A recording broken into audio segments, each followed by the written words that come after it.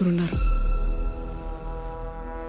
ఒకడు వాసు, ఇంకొకడు చంపినవాడు, ఆ తర్వాత చావబోయేవాడు.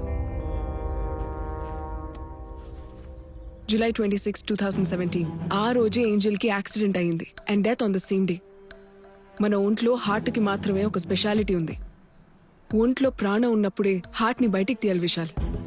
4 గంటల్లోపే ఇంకో బాడీలో పెట్టాలి. సో ఆ రిసీవర్ కూడా ఆ రోజే సర్జరీ జరుగుండాలి on the same day, July 26th.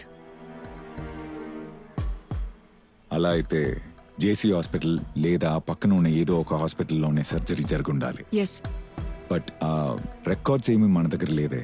అందుకే అంటున్నాను, దీన్ని మనం పబ్లిక్ గా అలర్ట్ చేద్దాం. ఆ రోజు ఎవరెవరికైతే హార్ట్ ట్రాన్స్ప్లాంటేషన్ జరిగిందో అందులో ఒక వ్యక్తే నెక్స్ట్ చావబోయేది. ఒకే రోజు ఇన్ని ట్రాన్స్ప్లాంట్ జరిగే అవకాశమే లేదు. ఎస్. So what's next?